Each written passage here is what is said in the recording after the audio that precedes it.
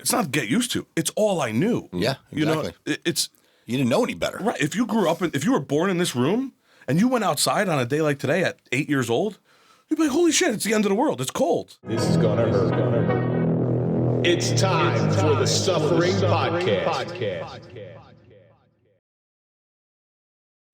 It's possible. I was going to say an addict moving above a bar isn't the greatest.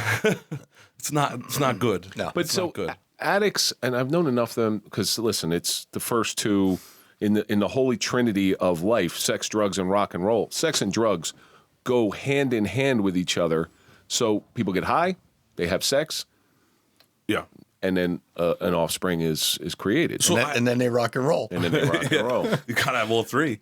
So I don't know the full stories with them, with their relationship, what was going on. But so this second guy, he's married to my mother. I think they were married. He's beating her. The deadbolt to the apartment was key on inside and outside. So I think he beat the shit out of her, used a frying pan, whatever it was. He beat the shit out of her, handcuffs her to the heat pole, the radiator, but it was the pipe that came from The vent pipe. Yeah, I don't know. I'm not a plumber. Come on. I'm not an HVAC guy either. So she's handcuffed to that. I'm the oldest. I'm 5 years old. I don't know what the fuck to do. I just watched my mother get her ass whooped. Now she's handcuffed to a fucking pole, and it's burning her because it's hot. And I can't even open the door to go downstairs to get somebody from the bar, which, you know, that's who you really want to rescue you when your mother's in that situation. Yeah, you look for anybody. You don't know. You're 5 years old. So I remember, and this one was an important one to me because I remember the cops coming, the fire department coming, and they put an axe through the door because they couldn't get in. And I'm like, help, my mom's handcuffed. And what? Like, I couldn't imagine being on the other side of the door now as an adult. Like, That's one of those calls you go on as a police officer that affects you afterwards. Yeah, absolutely. And I hate to say it, I was very involved with the police from a young age because we were that family. You know, we were the ones getting the cops called on us or us calling the cops on people. What do I do? Just throw this on the ground? Yeah. Oh, okay, perfect. It's Andrew's studio. Don't worry. Oh, yeah. Andrew's Puerto Rican. They throw it all over the place. Oh, that was the pilot? Yeah. But it's a hard thing for a child to grasp especially when they're born in violence, because if that's all you know, that's all you know. Right. So I knew other stuff. I'm bow-legged and pigeon-toed. So I was put in these shoes that had a bar in between them to sleep. They were my magic shoes. Never thought of it that way. But you know why they're magic, right? Because Mama said they'd take me anywhere. They're magic because you can't, when you're 5 years old, you can't fucking stand up in them. You can't even sit up. That was the way of keeping you in bed all night. Right. So at 5 years old, I'm learning to wake up to go to the bathroom. Well, I'm in one room with 3 other siblings. I don't want to start screaming, hey, Ma! So I'm like, Mom. And I'm wondering why she's not coming in to get me to go to the bathroom. So inevitably, I got to piss. I can't get up physically. I start pissing myself. Over time, I started getting my ass whooped because I'm pissing myself. I'm like, well, come take me to the bathroom. You know, I'm 5. It's hard to reason these things. So I became a bedwetter because why wake up? If you're just going to wake up to go to the bathroom and pee on yourself, just fucking stay asleep. It takes one of the hard steps out of it. So that's what happened. So now, on top of all this other bullshit, I'm a bedwetter till about 13 or 14, which is, I don't know if you ever wet the bed. It's fun. You know, it's so much fun to grow up like that. The warmth. Oh, yeah, it's nice on the cold nights. If you got dry skin. For the first 5 minutes, I think it's cool. Right. So I don't know what the hell goes on with my mother, her relationships, because from my perspective, if you were willing to pay a bill, she'd be willing to do something for you. Oh, wow. Which, it's hard to see that. You know, I don't know if you ever saw your parents having sex, but they're your parents. They're not your mother and some random guy. Then we started bouncing around. We would move. My mother would break up with this guy, and we'd move somewhere else, and we'd move somewhere else. She'd break up with this guy, and some of them beat the shit out of me and beat my siblings. And I couldn't beat me, don't beat my siblings kind of concept, you know. Don't hit them. They did nothing to you. I forgot, though, that I didn't do anything to you either. You know, But you were the big brother. Right. So I'd start fighting back the best I could. But you guys are grown men. You ever fight a 6-year-old? Yeah. He's not putting up much of a fight. you know. Every other Saturday. That's your hobby, right? Yeah, exactly. That's the thing you do on the weekends. I'm trying to go pro. There's a league? Yes, it's 6-year-old fights. Oh, politicians. Yes. I got you. Sorry about that. For all my politician friends. But you just don't have the mental wherewithal in order to deal with this trauma that you're seeing. It wasn't trauma to me yet. This was how I lived. It was normal. Right. So we moved. There was 4 of us. So my mother divorces that guy. He moves with 2 of my siblings, right? And for lack of a better term, I pretty much never saw them again. Where I struggled was now there's 4 of us. My mother had another kid, another guy. But we moved. We're in this place. Your mother's got to get a new hobby, bro. Yeah, it was bad. So there's 6 of us all together. Or get cable. Yeah. I think if I'm not mistaken, she had like 2 miscarriages and 2 or 3 abortions. So she was pregnant more than there's women in the maternity ward right now. Wow. And it was tough there. But somewhere around 8 or 9, I think it was 9, I got sick of it all, and I wanted the escape. The children growing up in that environment, it's just amazing what they can get used to because we've seen it firsthand. I'm going to interrupt you.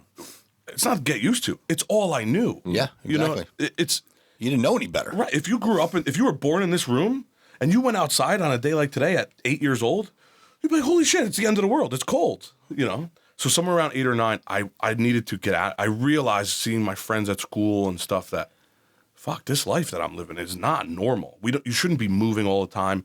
You know, we'd have picnics. You know where? The fucking food stamps office. You go there first thing in the morning. You have to pack a lunch because you're waiting for your actual food stamps for hours. It's like DMV in the 90s. Yeah. It was terrible. But my mother, I grew up watching her be proud. Like, I got an extra fucking $50 in food stamps or whatever it was. And it was like, how can I manipulate the system? How can I get more from the government? How can I get more from these guys that I'm bringing home every weekend?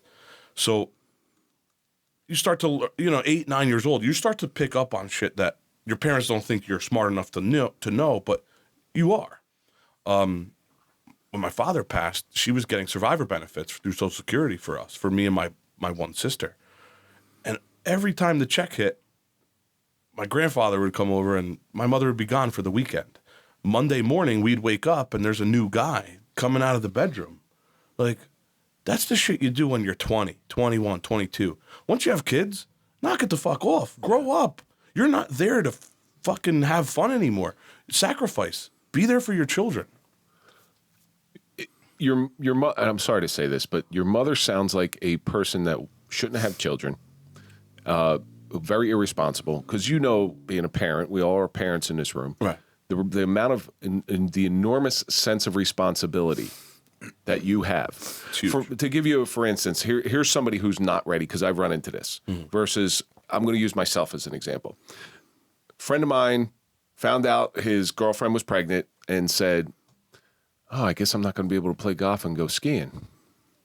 Like, seriously, when I found out my wife was pregnant, I got hit with this wave of panic going, shit just got real. Right. I got to get off my ass and do the right thing.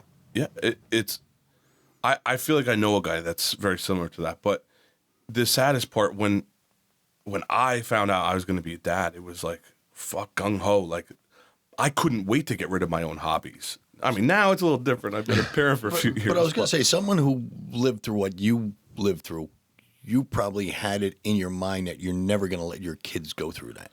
Sort of. Yeah. But it's the gym mentality. It requires work to become something, right? Yeah, that's a good statement. It requires work to become something. If a kid goes through nothing, the first time they ever get yelled at is in their boss's office. It's going to be fucking devastating. They're not going to work ever again. So, I mean, I do my best. It's that equal balance. Right. It's the ups and the downs. It's the roller coaster. It's everywhere. And at 8 or 9, I needed the escape because I was learning these things and I was starting to figure it out. And I tried to commit suicide. I had a hockey net. I'm pretty confident my grandfather made me this hockey net out of the old cast iron like screw-in pipe. And I took it apart. I was done. I was ready to escape this world. Because at 8 or 9? I think I was 9. I'm pretty wow. Yeah. Because where am I going? I don't know how to live out. If I run away, the cops are going to pick me up And guess where they're going to bring me? Right back. Right back. So that's retarded. Anywhere I go, as soon as they identify me, they're bringing me right back to this shithole. So that's not really an escape. That's just a delay. Exactly. Yeah. And now I'm going to be in fucking trouble too, because why the fuck did you run away? You know, it is what it is. So to me at 9, my logic was, fuck it, end it. So I take this hockey net, and we had bunk beds. I wrap it around my neck, get a nice knot, and I put it over the top of the bunk bed. And they were solid bunk beds. The government issued bunk beds that you get are just solid wood, probably made by the blind or something like that. But made in China. It's not the Amazon, like the thin metal shit, or it just was a solid thing. So I put it up there. I hold one end, and I'm losing vision. I'm losing everything. I see it all going away, and everything goes black. And I guess in hindsight, at that point, I was like, this is it. Home run, right? First fucking time.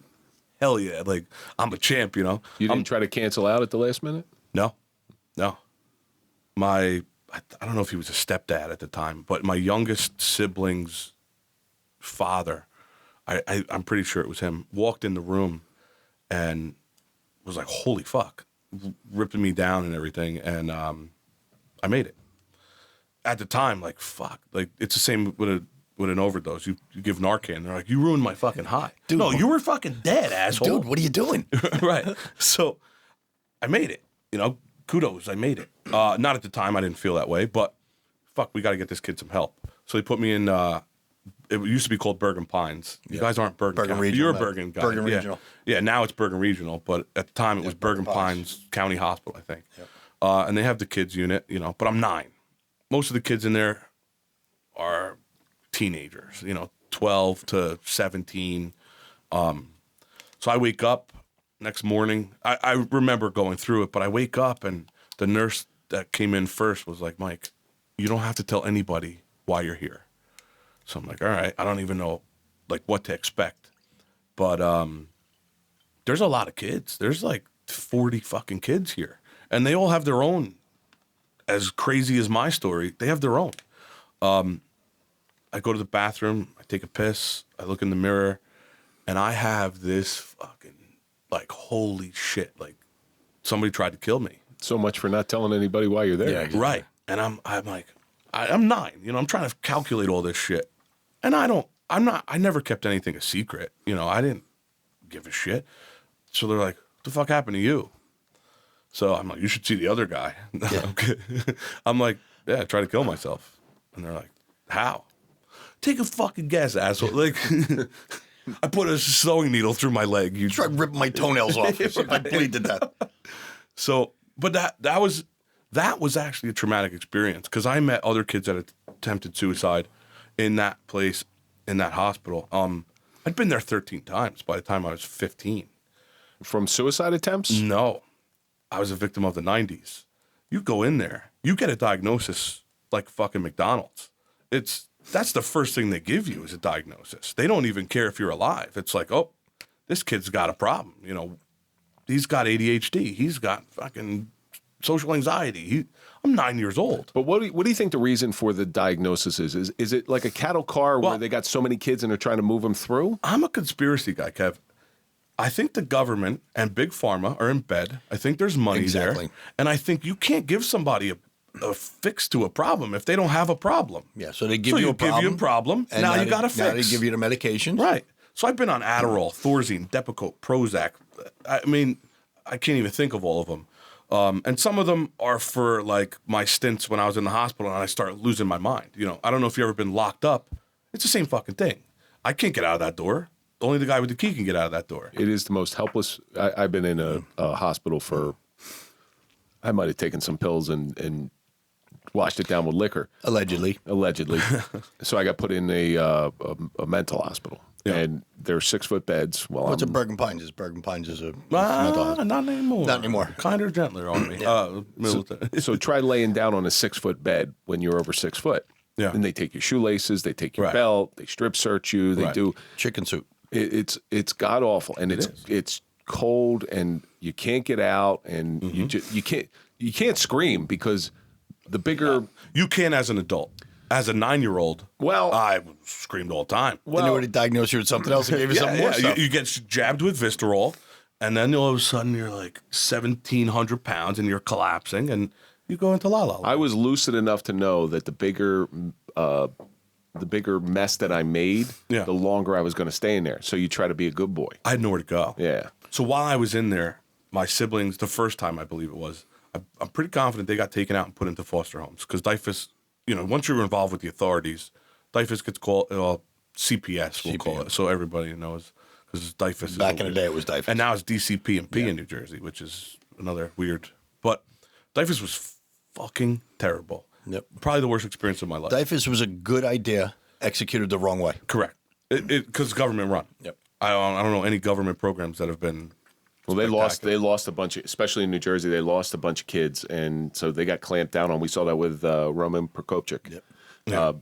He fostered over 30 kids until he wanted to adopt because him and his wife couldn't have kids, and finally he finds one to adopt because he would get close to these kids and then they'd go back to their parents. Right. Yeah, it's a sad system. It's. And I met some kids, and it's so the one home I was in. I wasn't in many homes because I sat with a DYFS worker in front of prospective foster parents and heard my DYFS worker say, "You don't want him. He's a teenage boy and he's violent." What the fuck are you gonna do? Yeah, exactly. No, we do. No, you're not gonna say that. Okay, I guess next. that person is a failed car salesman. I mean, so Thanks for the help with placement. yeah. What the and I'm gonna shit on DYFS a lot in the next couple sentences or the next few minutes, but I know there's a lot of reform that's been done. So I'll apologize now to anybody that's really trying to get into it to make a difference. Because you guys know the cops that are great, and you guys know cops that are pieces of shit. I know DYFS workers that some of them were great. Most of them at my time they were pieces of shit. They were there as a job, and I'll also defend them. I couldn't imagine having a caseload of 30 cases. My caseload had 5 kids in it. They have to see every kid at least once a month. 30 cases, mine had 5, so the average has to be somewhere in 2.5, right? 3 kids, 2, something like that. How do you see fucking 150 kids in a month and provide a service to them? I don't have true parents at this point in my life. So how can this woman or this guy who's working 40 hours a week under the gun see all these people, provide to them a service, and you know what I'm saying? That's got to be insane. I'll give a credit to them. It's an overrun. There's too much business. There's too much business for Too them much to money handle. to be made by a lot of people. The fucked up part about a lot of that, and obviously I go on tangents. Welcome to the train. We're going to be going all over the place. My shit was thrown in a bag. Like, so 2 cops come in, a DYFS worker comes in, and they're like, "Hey, you got 10 minutes. Put all your shit in this bag." What do you think the bag was? Hefty, baby. Yeah, my stuff is trash. So 9, 10, 11 years old. What kind of message is that? Take all of your belongings and put them in a garbage bag. There's no suitcase. There's no like, oh, yeah, everything's going to be okay. There's no warm, cozy feeling. My mother's in the other room crying because the cops are telling her she's a failure at being a mother and she's not fit to have children. Not saying it was a lie, but that's a hard thing to hear from a cop, So, boom, another home. I seen kids, the one house I was in, the one kid was 3, the other kid was 5. They were brothers. They couldn't walk. And they had these club fingers. They looked like fucking lollipops. And at first, I get into this home, and it's very cold, unwelcoming.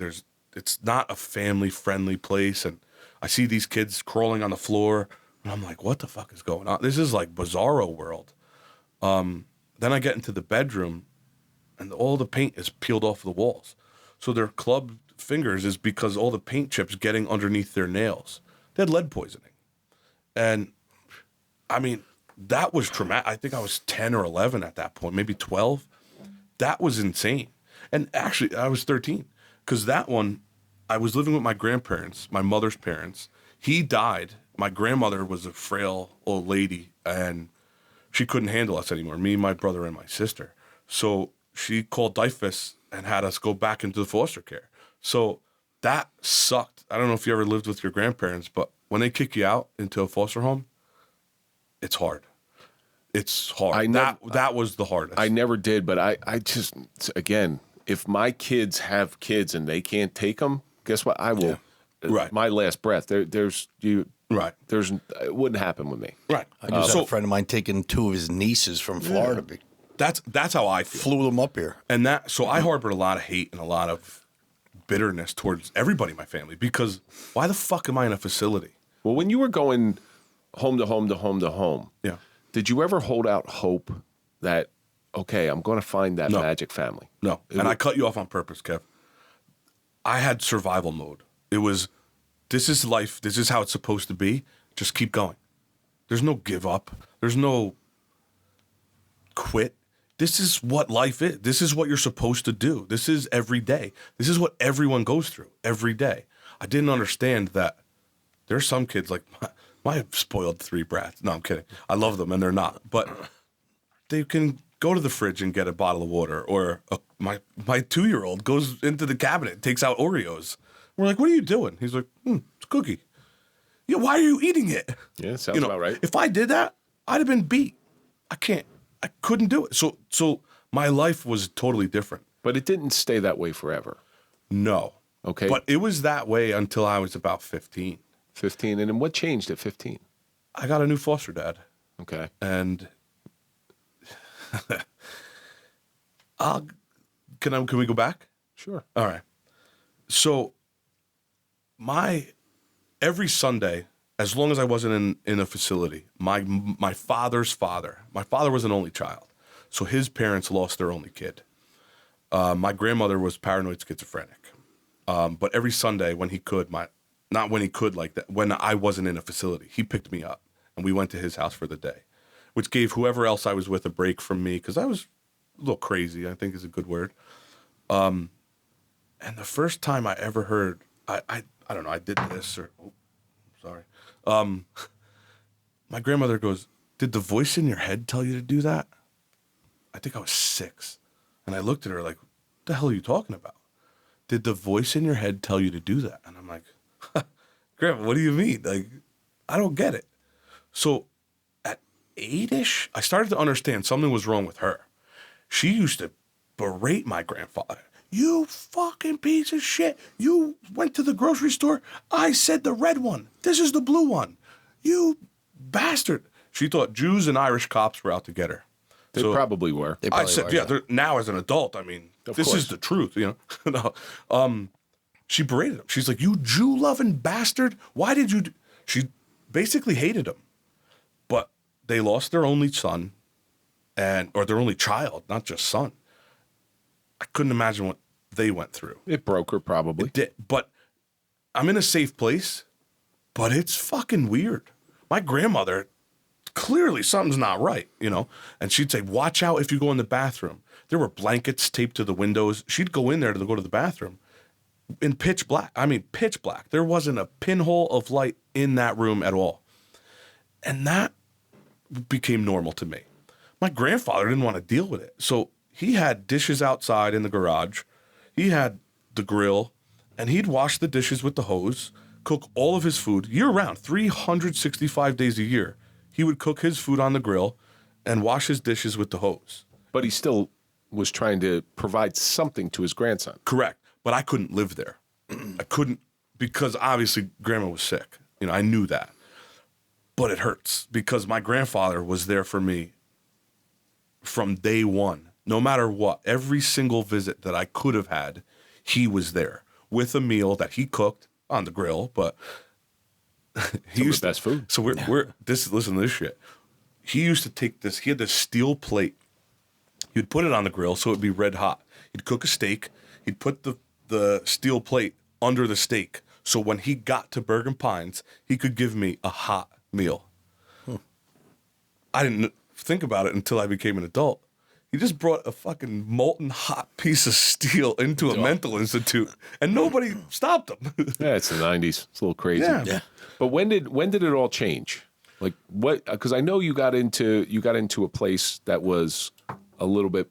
The best thing that ever happened to me in that sense was National Night Out. There was a Passaic County Sheriff, I think. I lived in Garfield at the time. Passaic County Sheriff, I think his name's Doug Laverty. He saved my life. He threw this event. Now, I had done drugs. I'd slept in a park because my mother would kick me out. And now I'm old enough where I don't have to end up back in the hospital, yada, yada. We go to this national night out, me and my brother. I was 14. He was 7, somewhere around there. There's this weird looking dude, got a wrestling belt on his shoulder.